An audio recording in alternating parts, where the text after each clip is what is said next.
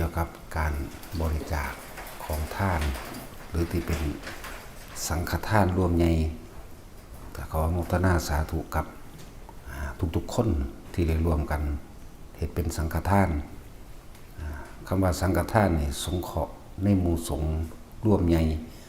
ตลอดทั้งหมู่ประชาชนพร้อมประชาชนอุบาสกอุบาสิกาทั้งผู้ประสบภัยสงครามตลอดทั้งหมู่ทหารหารทั้งหลายที่ปกป้องแผ่นดินและเจ้าภาพหลักที่เฮาจำได้แน่กับบริษัทคุณลุงซีฟู้ดตลอดทั้งหมู่พวกของเพิ่นเองที่ว่าสามารถที่จะจดจำสื่อทุกๆคนได้นี่คือเจ้าภาพหลักใหญ่ผู้หนึ่งเจ้าภาพหลักใหญ่อีกผู้หนึ่งก็คือบริษัทโกลด์สตาร์เฟสเจดาวอีกผู้หนึ่งตลอดทั้งหมู่พวกที่รวมกันนั่นแหละสิ่งที่ได้รวมกันบริจาคเป็นให้ทานในสังฆทานมานี่อาหารหลายๆอย่างก็ได้แจกหรือว่าเอาไปทำเป็นสังฆทานให้แก่วัดต่างๆร่วมเรียกว่า5 วัดเพราะว่าจะเป็นในวัดในเมืองวัดสำราญวัดทิพย์หรือวัดแสนแล้วก็สาขาหนึ่งของเฮาพุทธคารุการาม1ต้นโพตลอดทั้งวัดเฮาอีกมันก็เป็น5นั่นแหละถ้าพอมีไปอีกวัดที่6ก็อยากให้เอาไปคือวัดถ้ำแสงเพชรเฮาก็จัดแยกออกไปให้เอาไปเป็นสังฆทานในวัดถ้ำแสงเพชรนั่นเรียกว่ากระจายบุญกระจายกุศลในการสงเคราะห์กระจายบุญให้เขาแหละเพิ่มเติมต่อในหมู่พวกบริวารเขาไปอีกเขาอาจจะบรรลุในจุดนี้ก็ได้แต่ว่าเฮาเฮ็ดให้บ่แม่นว่าเฮาสิเอามาไว้เฉพาะวัดเฮาวัดเดียว5 วัด6 วัดตลอดทั้งคนบ่มีอยู่บ่มีกินคนยากคนจนบางคนก็เป็นเสื้อผ้าของใส่ต่างๆเงินเป็นบางส่วนที่ใส่ในคนที่ทุกข์ยากลำบาก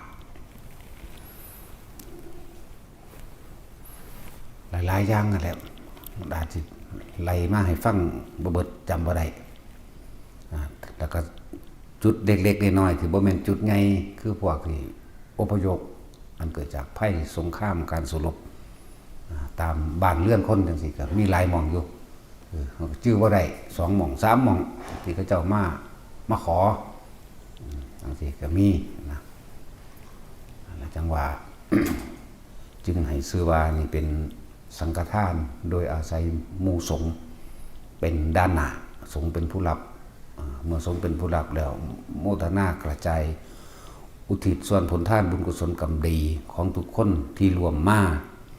ว่าจะเป็นผู้นำหมู่บริษัทคุณลุงซีฟู้ดกับบริษัทโกลด์สตาร์เฟสของเจดาวนี่แหละกระจายหรือทำการอุทิศบุญเป็นสื่อพานเป็นทูตะเป็นทูตทรงพานผลทานบุญกุศลกรรมดีที่พวกเขาเจ้าเฮ็ดมาทุกๆคนนั่นแหละได้อุทิศให้แก่สรรพสัตว์ทั้งหลายบ่มีที่สุดบ่มีประมาณทุกหมู่เหล่าบรรดามี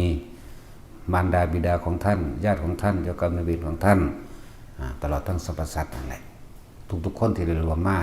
ก็มีความนึกในใจแบบนี้แต่จะว่าลึกลับมันก็บ่เข้าใจหรอกบางทีเฮาก็ทรงเรียกว่าอุทิศบุญให้อุทิศบุญแทนเป็นสมณทูตในการทรงผลทาน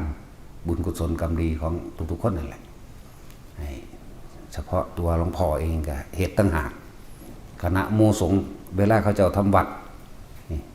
เวลาเขาเจ้าทำวัดเขาเจ้าก็มีการอุทิศบุญให้เป็นคณะสงฆ์ร่วมใหญ่พร้อม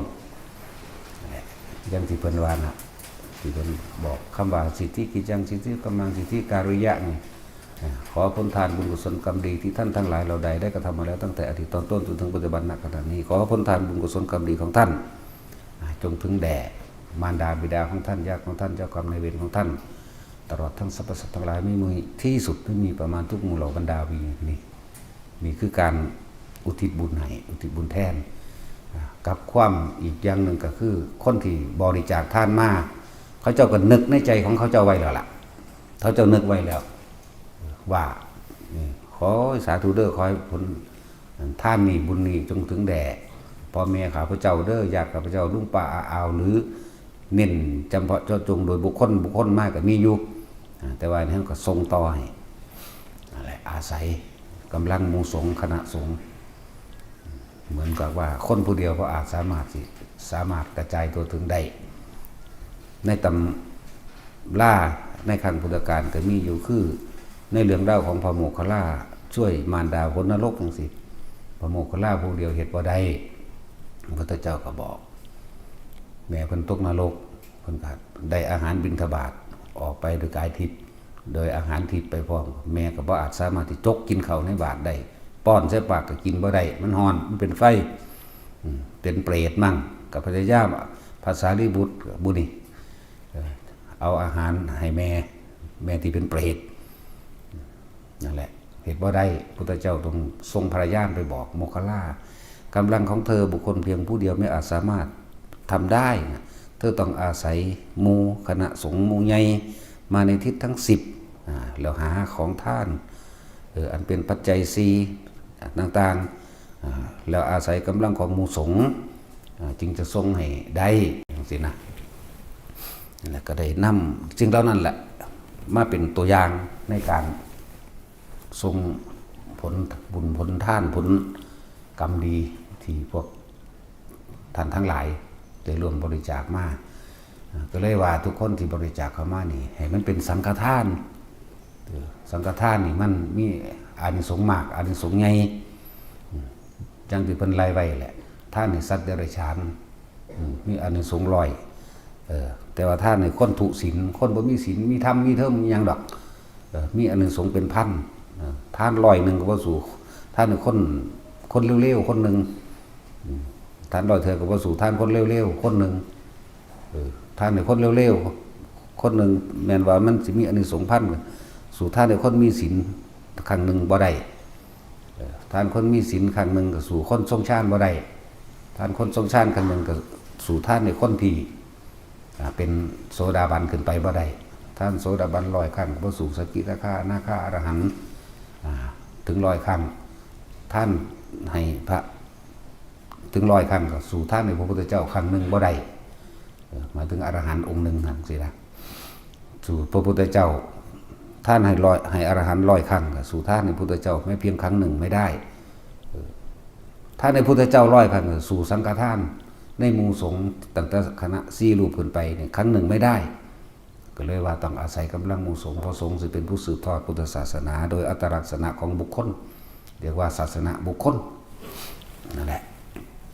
ปัจจุบันเลยร่วมท่านให้แต่ละคนทั้งเบิดบ่ว่าสิเป็น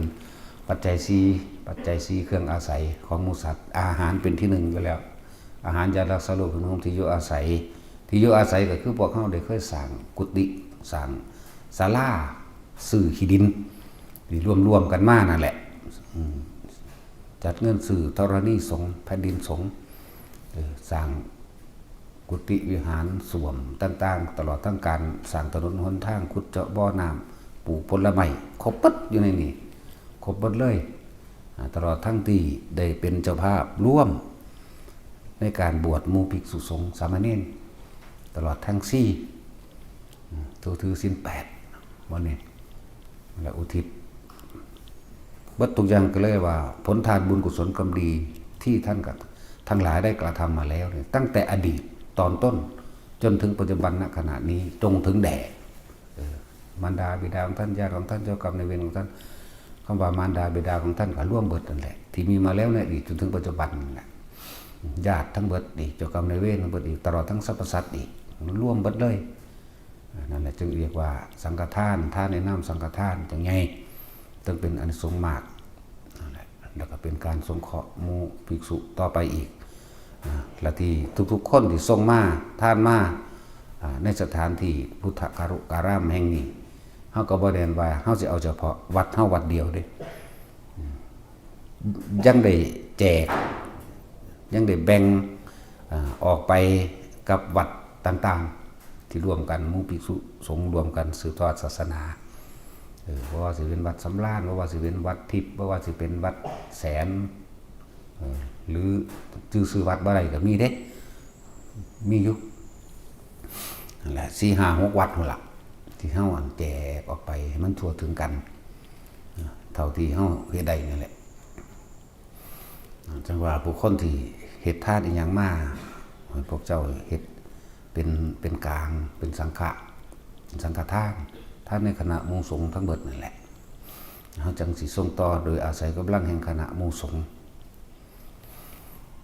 จังว่าให้ทุกคนนั้นบ่ต้องมาจำเพาะเจาะจงดอกเอาคณะใหญ่โลดนะแม้นว่าหลวงพ่อสิรับผู้เดียวก็เป็นแค่ตัวแทนรับซื่อๆได้บ่ได้เอาไปผู้เดียวเด้แต่มื้อเดียวนี่กินให้ตายก็ตายเด้อันซ้ำสิว่าอาหารเรื่องผ่าจังซี่สิไปใช้เบิดได้จังได๋เป็นพันๆสุดจังซี่บาทจังซี่ก็เป็นพันๆจังซี่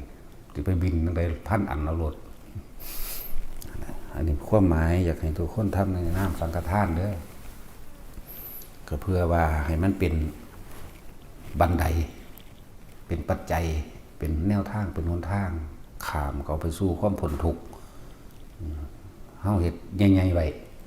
กว้างขวางไว้เรื่องว่าใหญ่ๆไว้เหมือนกับว่าเฮากระจายเป็นหมุดเป็นมิตรเป็นสหายเป็นเพื่อนเกิดแก่เจ็บตายรวมกันกว้างๆไว้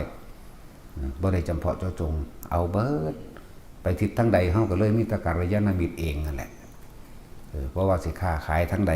ก็ตามส่งต่อกระจายไปผู้ใดก็บ่รู้ล่ะก็เที่ยวมันลุ่มสื่อของเฮาแต่เป็นคนขายของลักษณะนั้นเปรียบเทียบนะคนขายของไปทั้งใดก็มีผู้ปกปักรักษาเองดอก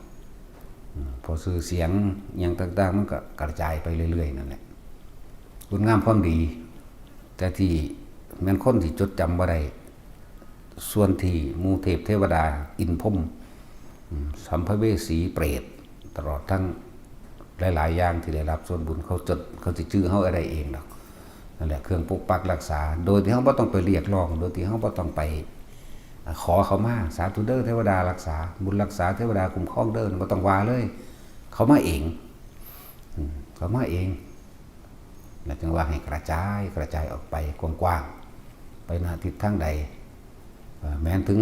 ว่าสิตายจังซี่แม้นเกิดอุบัติเหตุก็เสียหายนิดหน่อยเพียงทรัพย์สินแต่ว่าร่างกายบ่เป็นหยังนิดหน่อยเลินๆนั่นแหละสำสิว่าเกิดอุบัติเหตุบ่เกิดเลยนั่นเหตุบ่ให้เสียหายทั้งชีวิตทรัพย์สินพร้อมเพราะว่าบุญนี้เกิดกลายเป็นสิ่งที่ปกป้องคุ้มครองเฮาเองบุญญาฤทธิ์เป็นบุญญาฤทธิ์ขึ้นมาเองดอกปกป้องคุ้มครองเฮาเองเพราะทุกสิ่งทุกอย่างเกิดขึ้นจากตัวเฮาเองเฮ็ดบ่แม่นผู้อื่นเฮ็ดให้แม่นเทวดามารักษาก็ตัวเฮาเองเฮ็ดเองเด้เขาจังมาคนเร็วๆผู้นึงเที่ยวด่าแต่คนข่มเหงแต่คนดูถูกแต่คนกล่าวตูใส่ร้ายแต่คนทั้งคนทั้งพระหมดนั่นแหละเทวดาสิเอาหยังมารักษาคนเลวเขาบ่รักษาได้คนเลวเขารักษาแต่คนดีนั่นแหละเฮ็ดไว้ให้มันเป็นอุปนิสัยอุปะคือสิ่งอุบัติขึ้นในสันดานในความทรงจำอุปะแปลว่าอุบัติขึ้นนิสัยก็คือใจเฮานั่นแหละนิสัยคือความเคยชินในการกระทำเรียกว่าอุปนิสัยสันดานให้มันฝังลึกไว้เกิดไปพบได้สัตว์ใดมันเฮาบ่ปรารถนาที่จะเกิดบ่ปรารถนาที่อยากรวยมันก็รวยเอาเองเพราะว่าเฮาบ่ได้หวังผลในทางบ่มีจิตผูกพันในผลในทางบ่มุ่งการต้องสมในความอยากได้ดีมีเป็นใดๆทั้งสิ้นบ่จะเป็นหยังบ่จะได้หยังนี่เป็นเหตุเป็นปัจจัยไปนิพพานอย่างเดียวคือบ่กลับมาเกิดเพราะว่าเฮาเห็นแล้วล่ะการเกิดมันเป็นทุกข์เพราะว่าหิวทุกข์เพราะว่าร้อนทุกข์เพราะว่าหนาวทุกข์เพราะว่าแย่งชิงแผ่นดินทำกินกันทุกข์เพราะว่าจักได้ชื่อเสียงลาภยศสรรเสริญนินทากูบ่เอากูเอาแต่มักย่องพวกนี้ทุกข์เพราะว่าสิ่งเหล่านี้ทุกข์เพราะว่าเจ็บปวดหิวร้อนหนาวป่วยทุกข์เพราะว่าชราภาพเถอะทะไปว่าได้ร่างกายมันเบิดสภาพของมันเองทุกข์เพราะว่าย่านตาย แล้วก็ตายแน่ๆอยู่แล้วล่ะจังว่าเฮ็ดเป็นบันไดเพื่อสิก้าวย่างขึ้นไปถ้ามันมีท่านแล้วมันก็เห็นความเห็นแก่ตัวของตัวเองในตัวเองเนาะผู้คนให้ท่านนั่นแหละถ้าถาตัวเด้อคอยผู้ขาดร่ำรวยนั่นแหละยังเห็นแก่ตัวอยู่ถ้าเอาธรรมะที่ได้ยินได้ฟังมานี่เฮ็ดนี่เฮ็ดสละนี่บ่ได้เฮ็ดเพื่อเอาทำเพื่อให้บ่ได้ทำเพื่อเอามันสิเข้าใจดอกบัดนี้ฟังทำไปเรื่อยประกอบไปพร้อมกับความคิดความเห็นแต่ก็สิทุกคนก็ปรารถนาความสุขเหมือนกันเบิดบ่มีผู้ใด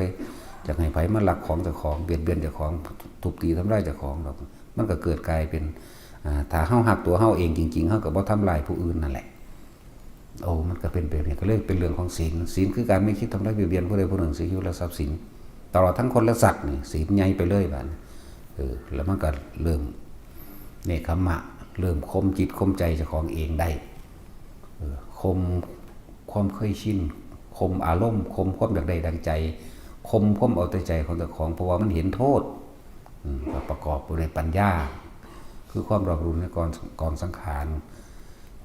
ปัญญาก็คือรอบรู้ในความจริงรอบรู้ว่าสัตว์โลกเป็นไปตามกรรมทำกรรมใดไว้เนี่ยย่อมได้รับผลของกรรมนั้นๆมันก็คมตัวเองไว้เมื่อเห็นตามความเป็นจริงแล้วสิ่งทั้งหลายทั้งปวงที่ใดมามีแต่เฮาเฮ็ดเองบ่มีผู้ใดดลบันดาลเนี่ยมันก็เห็นว่าปัญญาเมื่อมันมีปัญญาแล้วมันก็เพียรพยายามในการให้ทานรักษาศีลภาวนาเพียรเด้นี่วิริยะมีความเพียรมีความพยายามทั้งคมจิตคมใจเจ้าของไว้บ่ให้ไปทำลายเบียดเบียนให้ผู้ใดผู้หนึ่งเสียชีวิตและทรัพย์สินมีความอดทนอดกั้นนี่ก็เป็นขันติอดทนอดกั้นต่อคำคารหาและนินทากล่าวตู้ใส่ลายจับจ่วงหลายอย่างนี่อดทนเอาเพราะความเคยชินเฮาคนเว้าพื้นกันกับคนเว้าพื้นกันถ้าเฮามาได้ยินได้ฟังธรรมแล้วเฮาออกบ่ไปเว้าพื้นไผบ่ไปนินทาบ่นั่นไผเฮาสิเป็นผู้ประหลาดทันทีแล้วเขาก็สินินทาเฮาเองเฮาก็ต้องได้อดได้ทนเอานั่นแหละนินทากล่าวตู้ใส่ลายเพราะว่าคนที่เขาถึงถ้ำนี่สิเป็นคนประหลาดทันทีเลยที่บ่เหมือนหมู่สายตาเขาก็สิจับจ้องเพราะว่ามันบ่เป็นพวกเดียวกันคือเก่าตะกี้ว่าไปรักกับไปรักน้ำกันใดนินทาผู้นั้นนินทาผู้ใส่ไล่ผู้นั้นใส่ไล่ผู้นี้เหมือนกันบ่เป็นหยังบ่เป็นหยังพอถ้าเฮาแหวกออกมาแล้วปุ๊บเป็นทันทีเขาสิมองเป็นตัวประหลาดอย่างหนึ่งทันทีเลยนั่นแหละเหมือนกันแหละครับเขาโคกับขนโคขนงัวขนควายนี่มันหลายกว่าเขาอยู่แล้วนะหลายกว่าเขาเรื่องสั้นฉะนั้นแหวกออกมาก็เลยต้องมีความอดความทนในการได้ยินได้ฟังเรื่องต่างๆซึ่งเฮาเรียกว่าท่วนกระแสตามธรรมดาแล้วคนมันไหลไปตามลาภยศสรรเสริญสุขเนี่ยไหลไปตามสิ่งเหล่านี้อยู่แล้วให้มักย่องแต่ว่ามันเฮาท่วนออกไปเฮาก็เลยเป็นประหลาดกว่าหมู่แต่ว่าต้องอาศัยกำลังเพียรพยายามที่กล้าอาศัยความอดทนพร้อมขันติวิริยะขันติสัจจะพอเห็นความจริงของโลกเห็นความจริงแล้วก็เริ่มเป็นคนที่มีสัจจะเห็นคนที่มีสัจจะแล้วก็เห็นสัจธรรมพร้อมบ่แม่นว่าแค่เป็นคนมีคำจริงบ่ได้กล่าวตู้ใส่ร้ายผู้ใดโดยถ้อยคำบ่จริงนั่นแหละเฮาเอาชนะคนที่พูดคำโกหกหลอกลวงด้วยการกล่าวคำจริงแต่ว่าบ่แม่นเอาชนะแต่มันเป็นภาษาโลกซื่อเฮาสิเอาชนะหรือแพ้หรือทำความพ่ายแพ้ให้แก่บุคคลที่โกหกนี่คือสัจจะหรือว่ามีสัจจะมีอธิษฐานตั้งใจมุ่งมั่นสู่จุดหมายที่ปรารถนาจุดหมายเดียวนิพพานจุดหมายเดียวคือบ่เกิดเนี่ยกูต้องละอารมณ์ทั้งหลายแล้วนี่กูต้องละความเคยชินทั้งหลายแล้วนี่กูว่าไปก็เลยเอิ้นว่าอธิษฐานบารมีตั้งจิตมุ่งมั่นสู่จุดหมายอย่างมั่นคงแล้วก็เดินทางโดยเมตตาอาศัยเมตตากรุณามุทิตาได้บัดนี้นั่นแหละเมตตารักผู้อื่นเสมอด้วยตนรักตนเสมอด้วยผู้อื่นเห็นผู้อื่นเป็นดุจดั่งแขนขาอวัยวะของตนเวลาเขาตกทุกข์ได้ยากช่วยเท่าที่ทำได้ไม่ให้ตัวเองลำบากนี่คือกรุณามุทิตาไม่เคยอิจฉาริษยากับบุคคลผู้ใดเพราะเขาเห็นแล้วอิจฉาเขาเหมือนเราเอาไฟมาเผาใจของเราเองเผาความรู้สึกเขาเองอิจฉาเขา ก็เท่ากับเอาไฟเผาใจตนเองนะมันก็ต้องอดต้องทนไปเลยสุดท้ายแล้วก็เขาสู้อุเบกขาเห็นบ่ท่านจึงเป็นปากทางจึงเป็นก้าวแรกก้าวย่างแรกทานศีลเนกขัมมะปัญญาวิริยะขันติสัจจะอธิษฐานเมตตาและอุเบกขา10อย่างเนี่ยต้องเสมอกันไปเสมอกันไปบ่มีอย่างใดอย่างหนึ่งที่ยิ่งยวดก็กันดอกเสมอกันเบิดค่อยๆเป็นค่อยไปชาตินี้อาจจะตรงนี้หลายอาจจะตรงนี้น้อยแล้วแต่ว่ามันก็มีเป็นไปน้ำกันในตัวหน่อยตัวหลายแต่ว่าก็ต้องเป็นไปเฮ็ดไปนั่นแหละมันจึงจะครบถ้วนบริบูรณ์นะสุดท้ายแล้วครับพวกเขาก็ต้องตายบ่มีไผเอาหยังไปได้ในวัตถุแต่ว่าเขาต้องละวัตถุสมบัติที่มีวิญญาณผัวเมียลูกนี่เรียกสมบัติที่มีวิญญาณสัตว์เลี้ยงหมาเป็ดไก่นี่เรียกสมบัติที่มีวิญญาณนกปลาปูต่างๆที่มันมีชีวิตวิญญาณนั่นแหละเขาต้องละสมบัติที่มีวิญญาณเป็นวัตถุเพื่อนสวิญญาณกับทรัพย์และอวิญญาณกับทรัพย์แปลว่าไม่สมบัติที่ไม่มีวิญญาณบ้านต้นไม้เงินทองรถลาต่างๆพวกนี้เขาต้องละสิ่งเหล่านี้ออกละคือบ่นำมาคิดอย่างใดอย่างดีอย่างมีอย่างเป็นอย่างกับมันอีกแล้วนะจึงมีวิธีฝึกในตนเองนะผู้ใดดับสัญญาใดสัญญาคืออย่างสัญญาคือนี่เมียกูนี่ผัวกูนี่ลูกกูนี่สมบัติกูทั้งที่มีวิญญาณและบ่มีวิญญาณคำว่าละคือบ่นำมาคิดปรุงแต่งต่อในความอยากได้อยากเป็นอยากให้มันได้อย่างสันอย่างสี่หน้าเหมือนอีนั่นบักนี่อยากให้มันเป็นแบบนั้นแบบนี้หน้าอีกตัวเองนั่นแหละกำลังเป็นตัวเองนั่นแหละกำลังถูกตัวเองนั่นจะไปเป็นเองฮะเพราะมันเป็นที่ตัวเองคิดเป็นไปตามอารมณ์ถ้าพอใจ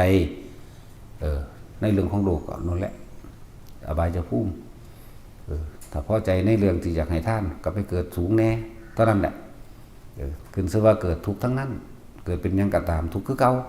เกิดไปตายบ่ได้เกิดไปอีหยังมีสิหม่องสิบ่ตายอย่างเดียวคือบ่ต้องคิดนึกปรุงแต่งในความอยากได้ดีไม่เป็น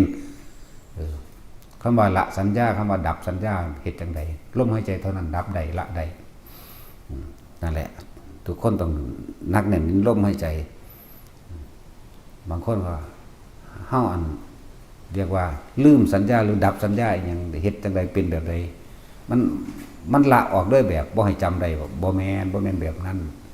คือเฮานั่นพ่อแม่เฮาก็ตายไปแล้วเฮาก็ยังจำได้อยู่ได้ว่าหน้าตาพ่อแม่เฮาเป็นจังไดแต่ว่าเฮาบ่คิดนึกปรุงแต่งต่ออันใดก็ช่าง